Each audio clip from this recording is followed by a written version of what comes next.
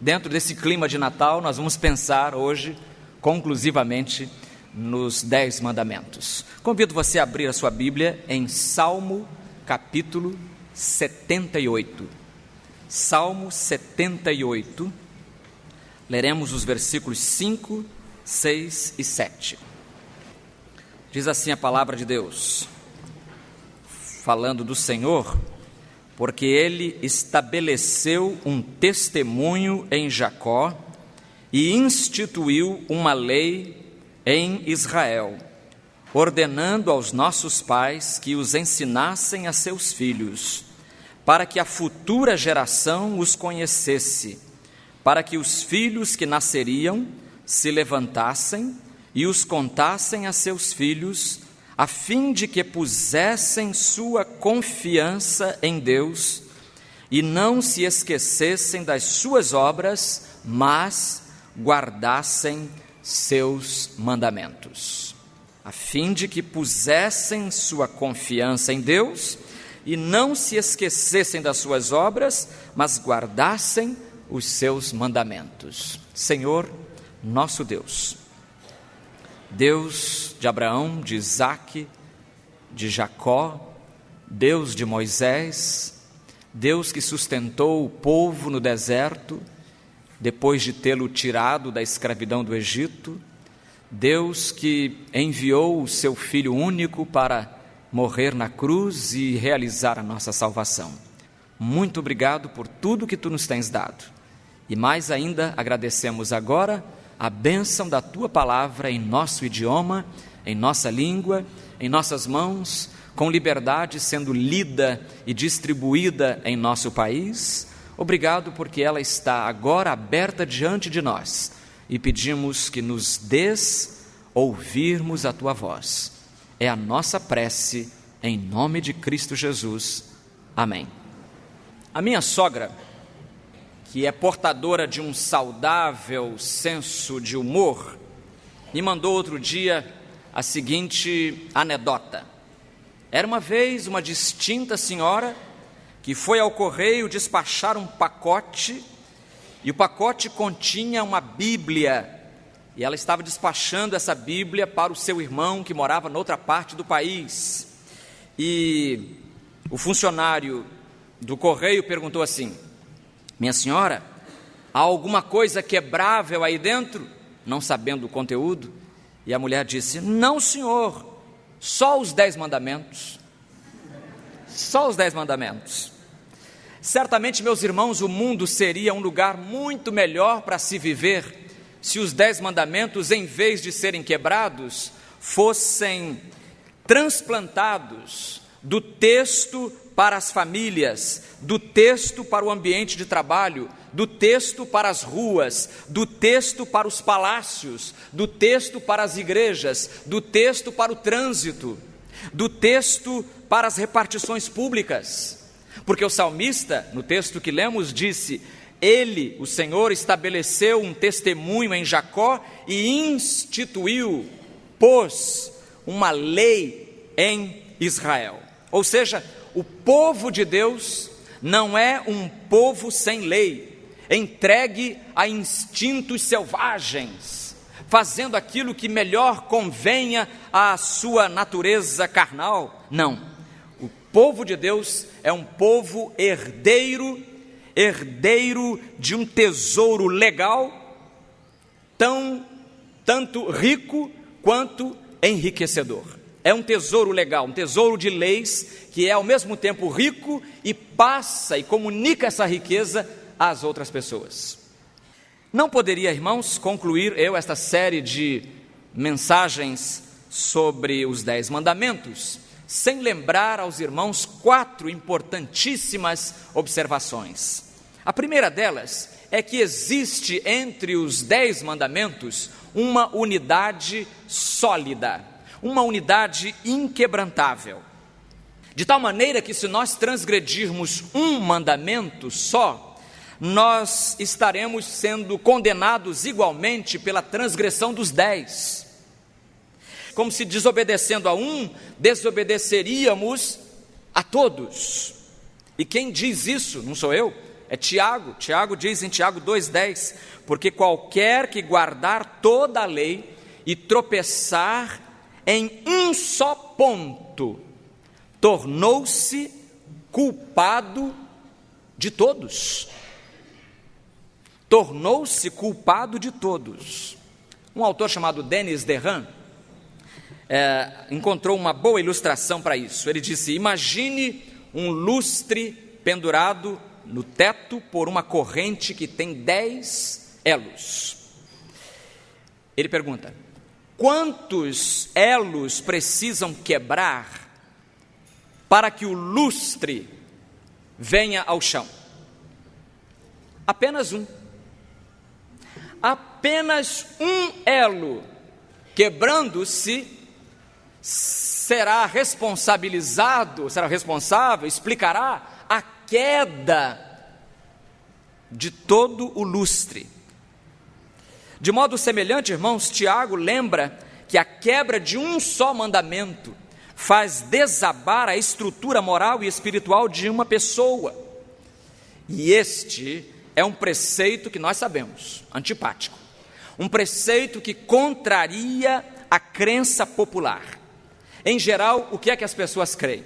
Elas creem que são inocentes diante de Deus. As pessoas se creem inocentes. Não, eu não mato. O mandamento diz: não matarás. Então elas dizem: eu não mato.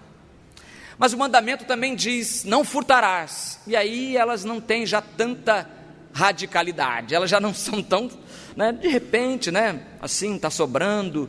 Ou de repente com uma canetada a gente fatura um pouco mais. Isso aí já não é mais tão... Está entendendo?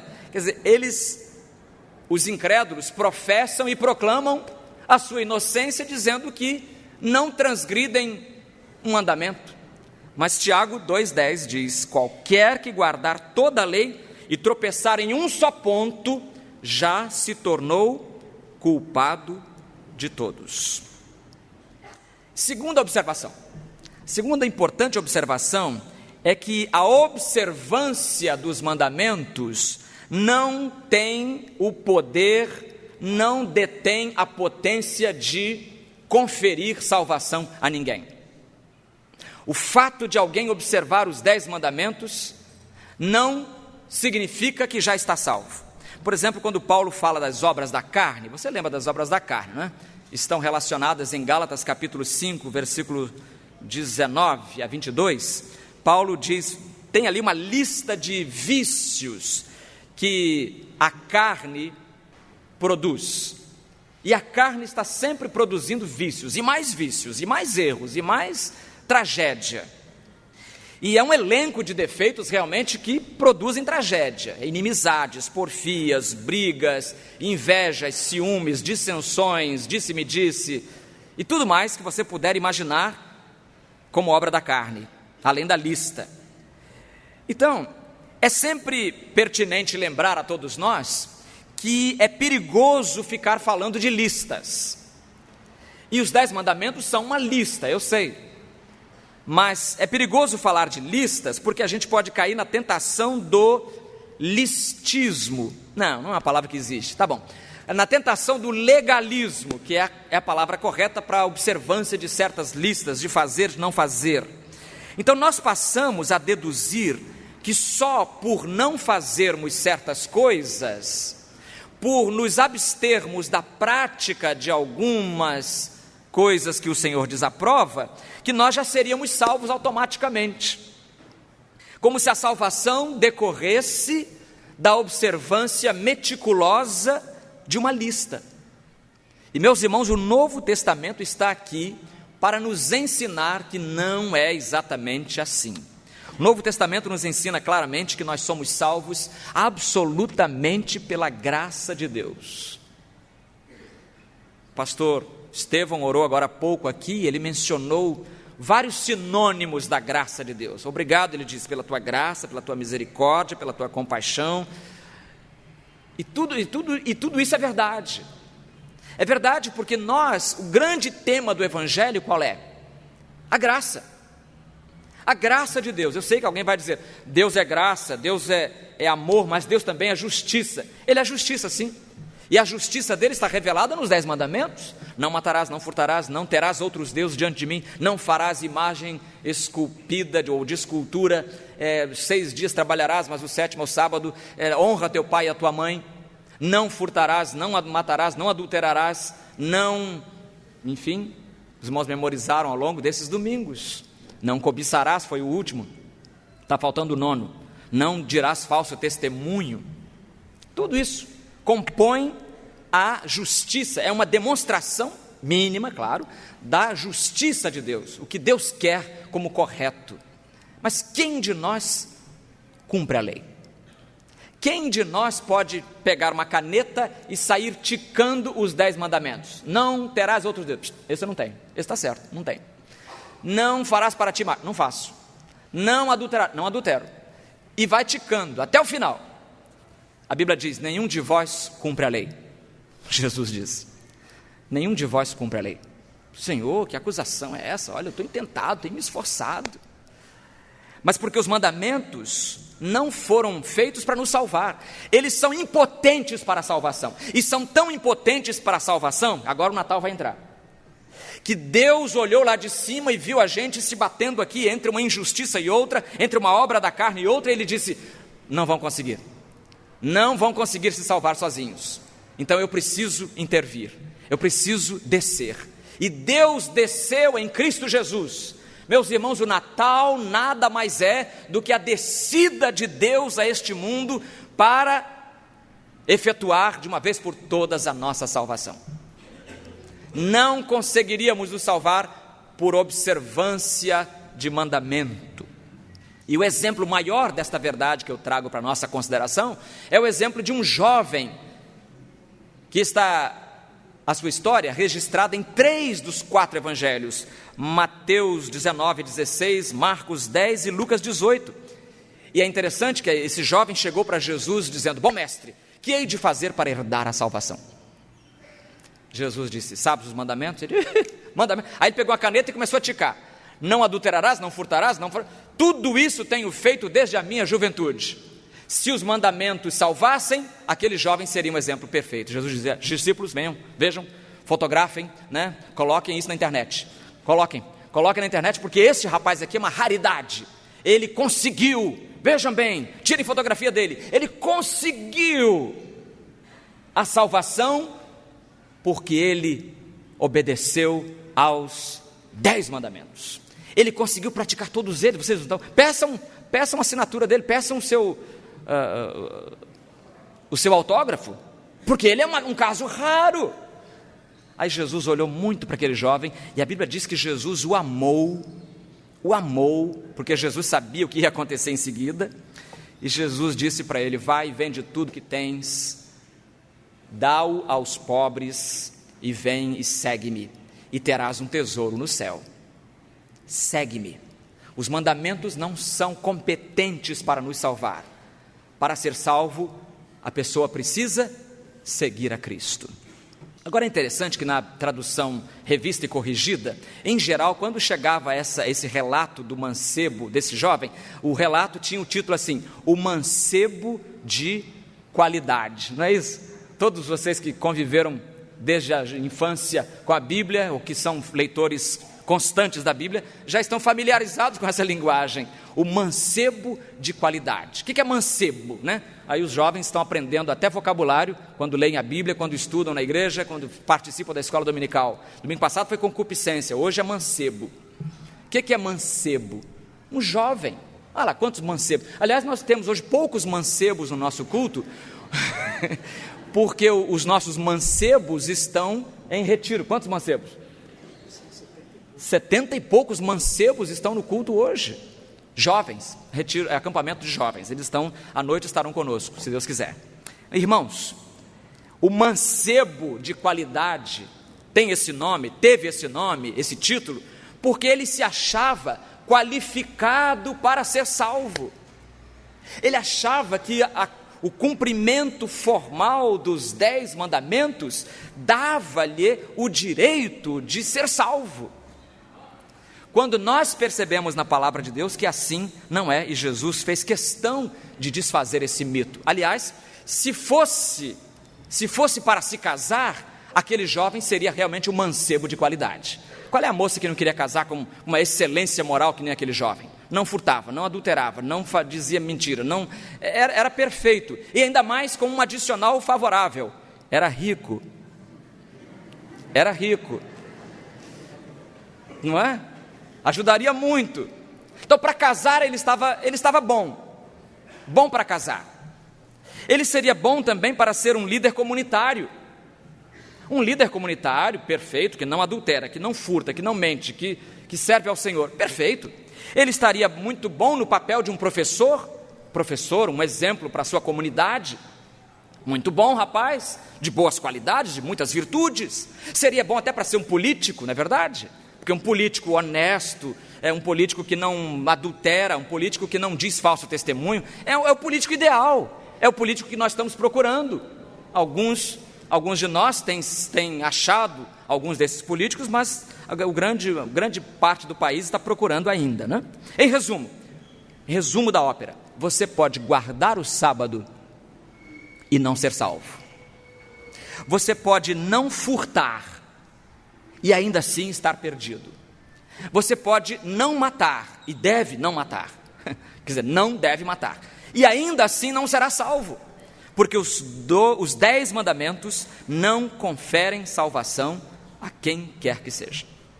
Terceira importante observação: os mandamentos podem ser resumidos numa palavra chamada amor. E aqui nós vamos ter que dividir, porque os mandamentos são verticais e são horizontais, já vimos isso. Na vertical, os mandamentos têm a ver com o nosso relacionamento com Deus. Não terás outros deuses diante de mim, que é o primeiro mandamento. Não farás imagem de escultura para ti, ainda é o segundo mandamento. Nessa linha da verticalidade: 6 dias trabalharás, mas o 7º é do Senhor, nele não farás obra alguma, porque você vai cultuar no sábado. Então, os 4 primeiros mandamentos são basicamente, tratam da nossa relação vertical, nossa relação com Deus. Então, os outros 6 tratam da nossa relação com o próximo: honra teu pai, não furtarás, não adulterarás, não dirás falso testemunho, não cobiçarás. Enfim, eles têm a ver com a relação horizontal da nossa vida. E um bom resumo dessa verdade, a de que eles se resumem, a segunda parte, por exemplo, se resume em amor ao próximo, está aqui em Romanos capítulo 13, versículo 8 a 10, eu vou ler para você. Diz assim, esse primeiro versículo 8 então é excelente agora para o fim de ano: não fiqueis devendo coisa alguma a ninguém, né? Chega o fim do ano, a tentação das muitas compras, então cuidado para não comprar além de onde o seu chapéu alcance. Não fiqueis devendo coisa alguma a ninguém, a não ser uma coisa, a não ser o amor de uns para com os outros, pois, explica Paulo, quem ama o próximo tem cumprido a lei. Quem ama o próximo cumpriu a lei. Ele vai explicar: portanto, não adulterarás, não matarás, não furtarás, não cobiçarás, ou qualquer outro mandamento, tudo se resume nisto: amarás o teu próximo como a ti mesmo. O amor não faz mal ao próximo, de modo que o amor é o cumprimento da lei. Claro, se você ama os seus pais, que são os seus próximos, bem próximos, você, amando-os, não vai querer honrá-los? Claro, se você ama, você vai honrar. É uma decorrência, uma coisa decorrência da outra. Se você ama a sua esposa e o seu esposo, você vai querer adulterar? Você vai olhar para a grama mais verde lá do vizinho? Não vai, porque você se contentará com aquilo que Deus deu a você. Está vendo? Se você ama a sua esposa, não vai adulterar. Se você ama os seus pais, você vai honrá-los. Se você ama o seu próximo, não vai matá-lo, pelo contrário, você fará tudo para que ele viva, não só para que ele viva, mas que ele viva bem, portanto, conferirá qualidade à vida dele, em vez de matá-lo, e você vai fazer tudo, vai doar em vez de furtar. Então percebam, irmãos, percebamos nós todos que é muito mais ampla a questão do amor. Por isso Paulo diz, se você ama o seu próximo, já cumpriu a lei. Porque quem ama não mata, quem ama não furta, quem ama não trai, quem ama não despreza, quem ama não calunia, quem ama não cobiça. Por isso Agostinho tem uma frase que eu acho há um tempo perigosa, mas ótima. A frase é a seguinte: ama e faze o que quiseres. É perigosa porque se você não prestar bem atenção no ama, fazer o que quiser, não é? Ama e faz o que quiseres. Porque quando há amor, o que nós vamos querer fazer ao outro, senão o bem? Se nós amamos, nós vamos querer o bem da pessoa. E a última observação tem a ver com essa ideia, só que agora do ponto de vista vertical. Ou seja, a última observação é que os mandamentos podem ser resumidos em amor a Cristo. Em amor a Cristo. Para refrescar um pouquinho, lembro que certa vez um empresário do século XIX, chegou para o grande escritor Mark Twain, escritor norte-americano, e disse a esse escritor, provavelmente, imagino com toda a solenidade na voz, como se fosse um coreuta, tendo memorizado todo o seu texto, esse senhor chegou para Mark Twain e disse: ainda antes de morrer, planejo fazer uma peregrinação à Terra Santa. Mark Twain, que era um gozador de marca menor. E o homem dizendo: subirei o Monte Sinai, e lá de cima lerei, com a voz mais alta possível, os 10 mandamentos. Olha que plano, que ideia fantástica. Ir ao Monte Sinai, subir a montanha e lá de cima dizer: não furtarás, não terás outros deuses. Aí Mark Twain, que não perdia piada, mas não perdia o amigo, mas não perdia a piada, falou para ele assim: escuta, por que o senhor não fica em casa e guarda os mandamentos aqui? Não é? Por que não fica em casa e guarda os mandamentos aqui? Que utilidade haverá em alguém fazer o sacrifício de subir o Monte Sinai e lá de cima esbravejar, descer de lá rouco de tanto gritar os 10 mandamentos? Não, os 10 mandamentos não foram escritos para serem gritados do Monte Sinai, não. Os 10 mandamentos foram escritos para serem vivenciados no dia a dia, aqui embaixo, no vale da sombra da morte, no vale da estupidez, no vale da indecisão, é aqui embaixo. Os 10 mandamentos. Então, se nós amarmos ao Senhor Jesus, nós não vamos querer trair a memória do Senhor Jesus. Assim como quem ama não mata e quem ama não trai, quem ama Cristo também não vai ter outros deuses. Quem ama Cristo não vai fazer ídolo. Quem ama Cristo não vai transgredir, não vai esquecer um dia de adoração especial para o Senhor. Irmãos, o segredo da vitória espiritual não é viajar a alguma terra. É aqui mesmo onde estamos plantados, amar a Deus. Jesus ensinou que o amar a Deus é o primeiro e grande mandamento. Mateus 22, 38. O primeiro e grande mandamento. E por amar os nossos pais, que não desejaremos entristecê-los. Paulo, Efésios 5, 28 e 29, diz que os maridos amam as suas mulheres e eles não querem fazer mal à sua própria carne, também não farão mal às suas mulheres, porque cada homem deve alimentar e sustentar a si mesmo, a sua carne. Então fará a mesma coisa com a esposa. E essa metáfora é transferida para o nosso relacionamento espiritual. Nós não quereremos desagradar a Deus, porque vamos ser punidos também, mas principalmente porque nós o amamos. Jesus disse: se me amardes, guardareis os meus mandamentos. João 14, 15. Se me amardes, guardareis os meus mandamentos. E mais tarde, mais embaixo, João 14, 21, ele explica um pouquinho mais. Aquele que tem os meus mandamentos e os guarda, esse é o que me ama. aquele que tem os meus mandamentos e os guarda. Repita comigo: aquele que tem os meus mandamentos e os guarda, esse é o que me ama.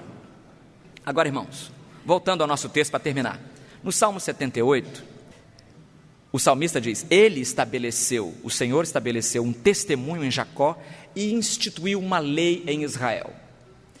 E ele diz: para que essa lei? Ordenando a nossos pais que os ensinassem aos seus filhos, e para que a futura geração os conhecesse. Sabe por que muita gente hoje não teme ao Senhor?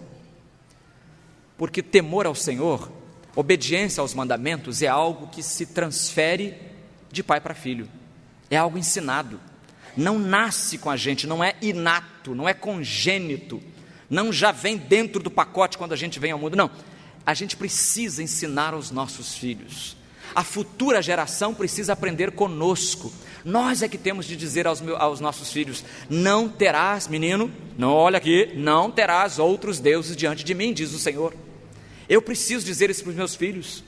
Cada um de nós precisa transmitir à geração futura o conteúdo dos mandamentos, o conteúdo da vontade de Deus, para que a futura geração os conheça, para que os filhos que nasceriam se levantassem e os contassem a seus filhos. Ou seja, os meus netos também receberão esse mesmo conteúdo, a transmissão do conhecimento religioso.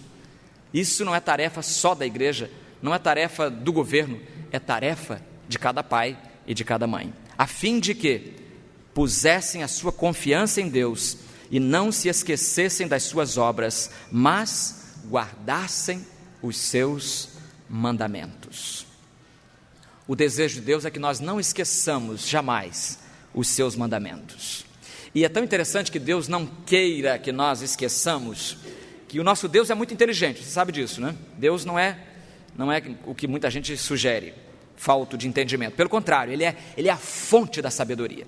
E ele sabe que a nossa mente, depois de 50 anos, nossa memória depois de 50 anos vai diminuindo, né? Vai tendo mais dificuldade de lembrar quando é que eu entro, quando é que eu saio, quando é que eu fico, quando é que eu paro. Então, ele já criou até um recurso mnemônico. Palavra difícil também, atenção mancebos, né?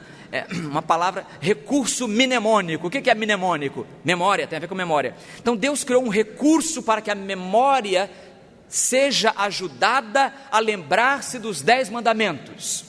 E isso está, sabe aonde?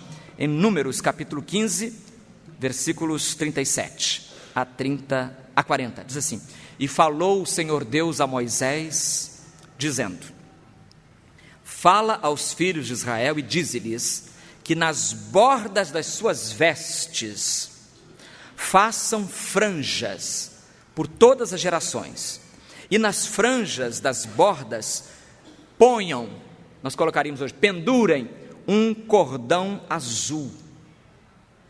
Cordão azul? Um cordão azul pendurado. Se você passar por um judeu aí na cidade e o vir portando um cordão azul nos pingentes da sua roupa, já sabe por quê. Ele está cumprindo literalmente Números 15, 37 em diante.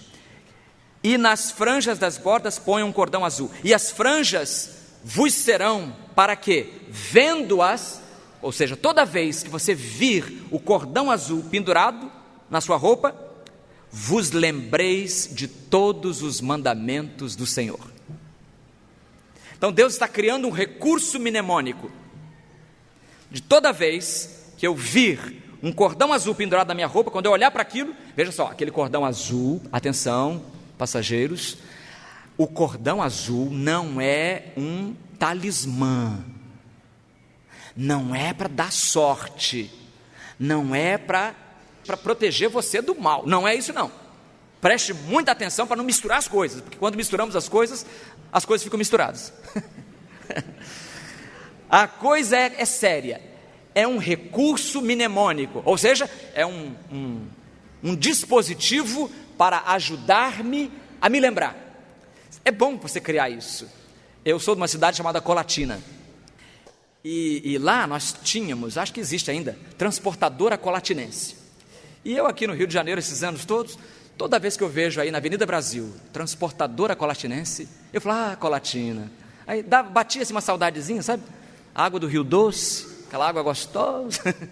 Aí eu falei, mas espera aí, tá muito pobre esse negócio de ficar lembrando de Colatina, lembrando dos meus amigos de infância, lembrando da escola. Eu vou criar um negócio melhor.